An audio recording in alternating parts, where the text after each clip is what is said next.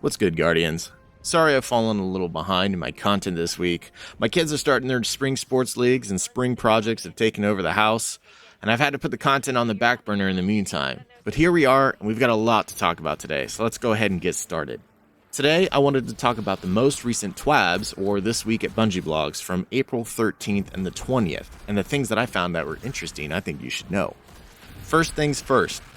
It looks like Bungie is joining Activision, Epic Games, and others on a recent aggressive stance when it comes to banning popular third-party peripherals like Chronos devices and potentially more by saying, any device or input that augments the player's ability to control the game beyond what the game itself normally provides will be considered an external accessibility aid, and that they'll take further actions on including bans if those devices are detected. Of course, this does not go against those that may need these type of devices to be able to enjoy the game due to disabilities. We're mainly talking about cheaters here looking for an unfair advantage, and they go on in further detail of exactly what they mean by those unfair advantages.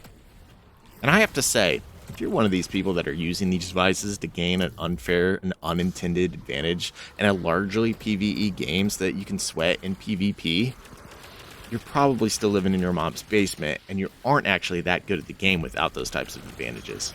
So long story short, if you're cheating in Destiny 2, you're gonna get caught. Up next is a bit of a surprise for the community, as this was something that was originally intended for Lightfall's release, but then got delayed to the Season of the Deep, but then got moved back up due to the demand. Of course, we're talking about the best dressed accommodation, which is already live in the game at this point of the recording, and here's what it'll look like. Bungie says, let's talk drip.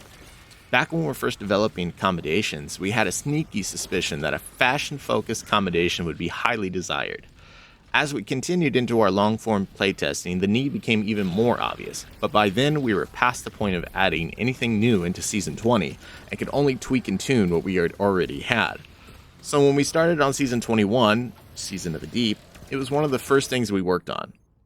Now, I'm not going to lie, I personally spend a lot of time experimenting with different shaders each week after the reset hits. I know I'll be taking joy earning this title as much as possible, so if you see a Guardian on your Fire team that really stands out, maybe next time think about giving them the Best Dressed award next time. I bet it will make their day. Now up next, we're talking about the things in the most recent blog that actually came out today, April 20th. Oh, 420 y'all, woo woo! Well, this blog is a lot smaller than normal, but there are some pretty cool things I'd still like to touch on. First thing that they mentioned that really stood out to me was the very first community-created and voted weapon ornament for the Arbalest that will be introduced into the new season, Season of the Deep. I'm not gonna lie, I still have this weapon chilling in my vault, but it sounds like it could be amazing for in-game content, especially for the barrier champions and enemies with tough shields. Maybe I should get it out and try it. And this weapon was inspired by a community creator by the name of Stellar State Logic, and it looks to fit right in with Lightfall's release. I think it'll look really cool, and I can't wait to see it in-game next season. Bungie also showed us as the community how we can come together and vote on the next ornament, and it looks like it'll feature 3 choices of either the Wither Horde, the Thunderlord, or the Xani's Burden. I probably screwed that up.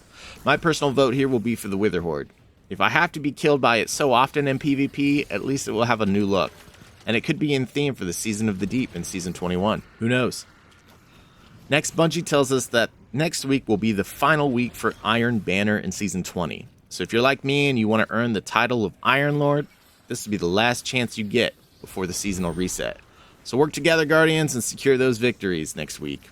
Lastly, from the article, Bungie acknowledges some bugs and fixes on the way, and a peculiarly new audio bug that seems to be plaguing users that have 3D audio profiles. I have personally been experiencing this bug, which has made capturing content more difficult since the recent patch this week. However, Bungie has also found a workaround that calls for anyone utilizing these 3D audio profiles just to disable it for the time being as they work to fix it most likely in the next hot pack. So if you're wondering why your audio in Destiny 2 was garbage this week, that's probably why. Anyways, that's all I got for you today, Guardians. If you've made it this far, I'd like to ask that you remember to leave a like, subscribe, and share this with your friends. Also, you can join me in the comments or in my Discord where we can talk all things on Destiny 2.